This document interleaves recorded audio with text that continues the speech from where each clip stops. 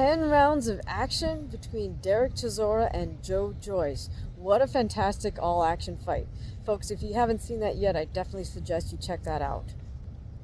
Now, I'll admit that I thought Joe Joyce was going to be able to use his jab right hand to good effect and perhaps stop Chisora, but I was wrong. Chisora eked out the well-deserved unanimous decision victory. Now, if we take a look at the scorecards, one judge gave Derek 7 rounds out of 10, and the two other judges saw him having 6 out of the 10 rounds. So even if pigs could fly, well, even if Joe Joyce had not gotten dropped in the 9th round, he still would have lost on all three scorecards. So let's take a look at what went wrong for Joe Joyce and what went well for Derek Chisora. Well, I'll start with the latter. So Derek was able to maintain that Joe Frazier / Archie Moore double crossface guard and do all of his bobbing and weaving, and he was able to effectively close the distance on Joe Joyce. So off that low crouching position, Derek was able to fire off very hard body shots and then come up to the head with the hooks. Now that is a very exhausting stance to fight out of, because you have to be in perpetual motion, bent over, and constantly firing heavy shots off of that perpetual motion. Because if you just make those moves but don't throw hard shots, it's just wasted effort. So every now and again, of course, Derek would need to take a break. Sometimes he would stand upright, and that's what I was a little bit worried about. If his conditioning wasn't as good as it was actually superb conditioning for him. If his conditioning had been even a little bit lacking, I felt he was going to stand upright a little too much just to take a breather and thereby take too many hard shots from Joyce. But to his credit, when he wanted to so-called take a break from fighting out of the crouching position, Chisora had a couple of tactics that were really smart. Sometimes he would just literally start moving away laterally and move around the perimeter of the ring a little bit to get away from Joe. Other times he would actually put himself on the ropes. But unlike how Deontay Wilder puts himself in the corner, Chisora is wise enough to put himself right in the middle of the ropes, between the two posts.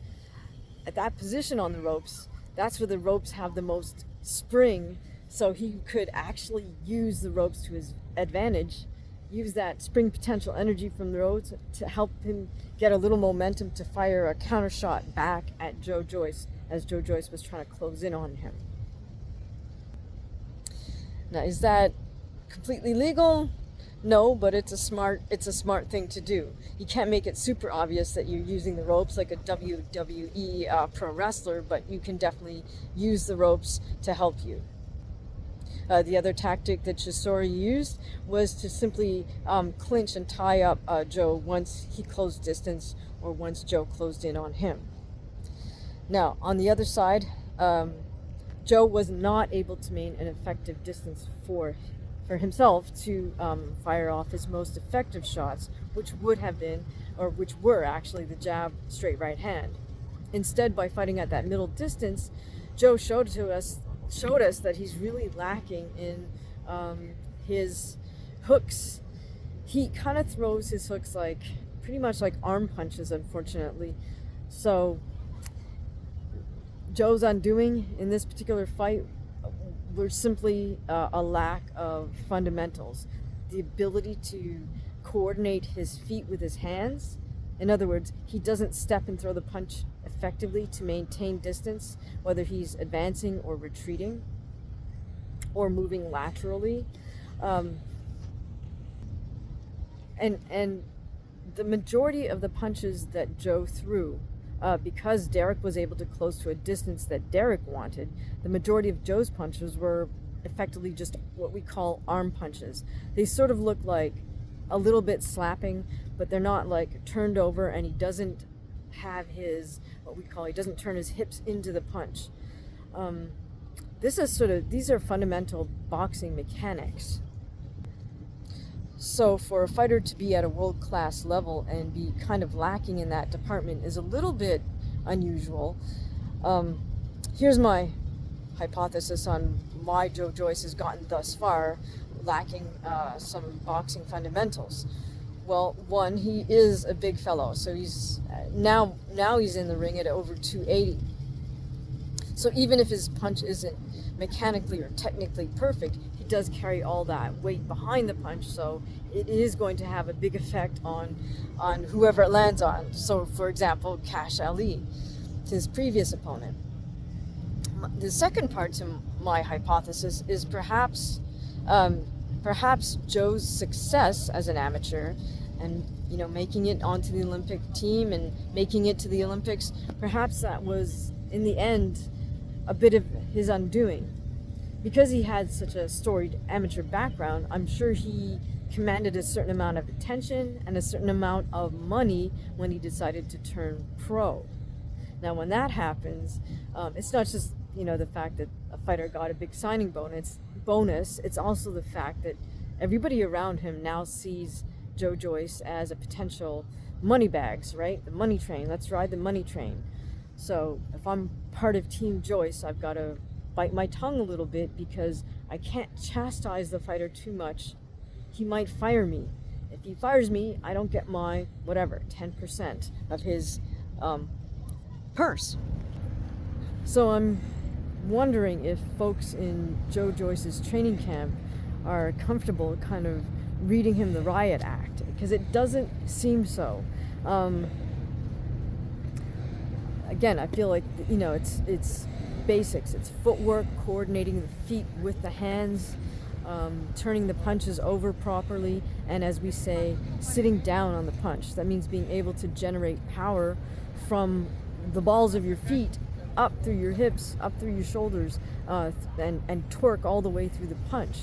You should be punching through the heavy bag and through your opponent on every punch. Joe doesn't do that. He kind of swats at his opponent's head or body.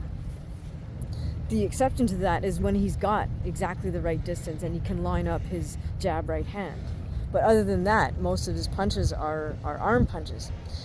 Even his jab right hand, at times I feel like he could get more snap on both of those, and in that case his jab in his right hand with all his mass behind it, if he was able to snap those punches, they would be far more effective and he'd be able to dispose of his opponents more quickly. So what's next for each fighter? Well, with Joe, I'm not really sure. I mean, how much is he willing to do a little bit of soul searching, and how much is he willing to put himself through a complete retraining? I don't know that we can completely revise him, but I think a good trainer could mitigate his faults and try to help him improve a little bit on his footwork and punching coordination. That said, if his current set of trainers haven't been willing or able to do so thus far, then Joe needs to consider, hiring a new group of people, or he needs to search within himself, admit to his current coaching staff, hey, I realize that I've been obstinate about learning this, so can you please teach me these fundamentals? And maybe if he humbles himself to his current coaching staff, perhaps they will be able to move him a little bit forward in the technical department. It's all up to Joe Joyce, though. Now, as far as Derek Chisora, well, apparently his good buddy Dillian White was in attendance and mentioned that he would like to rematch with him, and Derek seemed more than willing to do so. He said as long as he's clean, right? He doesn't want him to be on any PEDs. Now, one of our viewers had an interesting proposal, which is that perhaps Chisora can do a quadrilogy, I guess that's what you call it, a quadrilogy with Tyson Fury. This was kind of based on the assumption that Chisora was going to lose this one and Fury might lose in the rematch versus Usyk. But regardless, it's still an intriguing proposal, right? Because when's the last time we had a heavyweight quadrilogy. If ever, I think we got to look way, way, way back into the era of boxing in black and white. You know, when pro fighters would fight each other up to 7 times, right? Is that how many times Jake LaMotta and Sugar Ray Robinson fought each other? I think it was maybe at least 5. But in any case, that's an interesting thought, right? Chisora Fury 4. But prior to this fight, Chisora mentioned that he only has one more fight in the UK, and then he wants to do his final fight in Africa, as far as I recall. So, you know, big props to Derek, because with this clear victory, some would call it an upset. I don't really consider it an upset, but I called it wrong. So, but I don't really consider it an upset because I don't think Derek was incapable of winning this fight. But I think with this victory, I think now he kind of sits a little bit in the catbird seat, and he can call his next shot for sure within the UK. He earned that right. I hope he gets a good 12-rounder and gets a terrific payday and a piece of the pay-per-view. I sure as heck hope he got a piece of the action for this last fight. And Joyce, they both deserve it. So, who would you guys like to see Derek Chisora fight next? Who would you like to see Joe Joyce fight next? Please let me know in the comments. If you enjoyed this post-fight breakdown, please feel free to leave me a super thanks, or you could head over to buymeacoffee.com/Hamaguchi-fight and purchase a coffee. If you'd like to join us for more instant access to all content, you can please join our membership area. You'll also be pulled for future video topics if you're a member. So again, thank you so much to everybody who's been leaving these wonderful comments and positive feedback. Thank you for listening, and I'll see you the next time.